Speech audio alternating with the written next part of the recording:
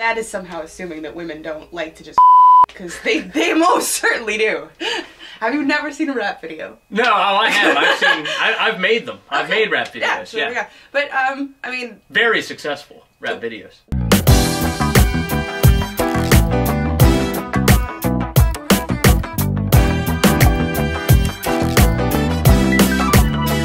Now, you wrote something last year that I found very interesting, and that was about sports and how people internalize how their sports teams are doing sexually. In other words, if somebody watches the Eagles play on a Sunday,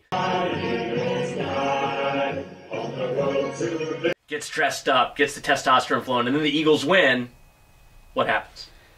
And you get really riled up and all your testosterone gets super invested in it, and if your team wins, the testosterone keeps shooting up.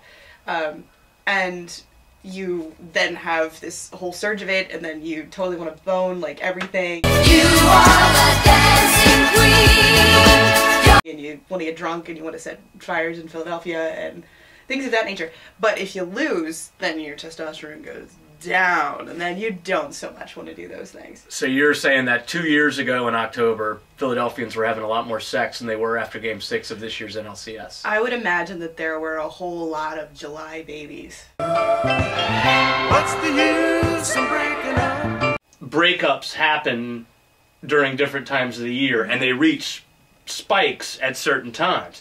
And one of those times, interestingly enough, is Christmas.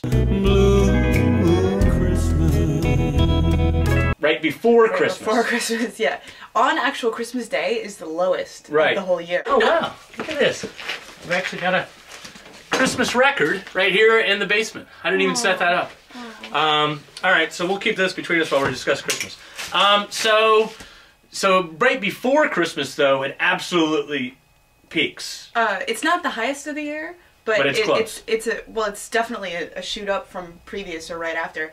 The highest is in the spring, when people are like coming out of their hibernation, or like, I'm gonna go be who I wanna be. Right. You can't hold me back anymore, bitch. What advice do you have? We can put away the Burl Ives record now. But we could close with the Daryl Hall John Oates album. What advice would you like to give people sexually as our Big Bang close?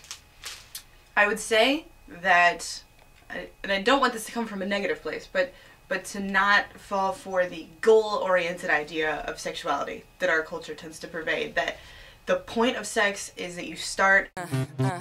It's time to get the party started. You get warmed up. You get warmer and warmer and warmer and warmer and warmer. It's getting hot in here, so take off all your clothes. Then you come, and then you've successfully completed a sexual act. I can feel it coming in the air. And that makes people crazy. That make me crazy. It's what causes most sexual dysfunction, is when it's not going along the order that you want it to, the time that you want it to, it doesn't reach the place you want it to, you don't reach there at the same time, etc. That's what causes people to be crazy.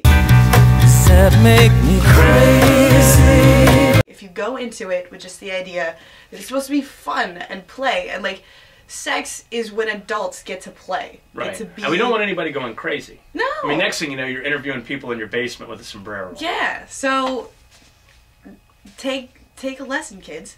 Right. Sure. Thank you. Take a lesson indeed. All right, Timaree, thank you so much for coming on the show. You can go to sexwithtimaree.com. I'll have a link on the website. And it's been great having you down in my basement. That make me crazy.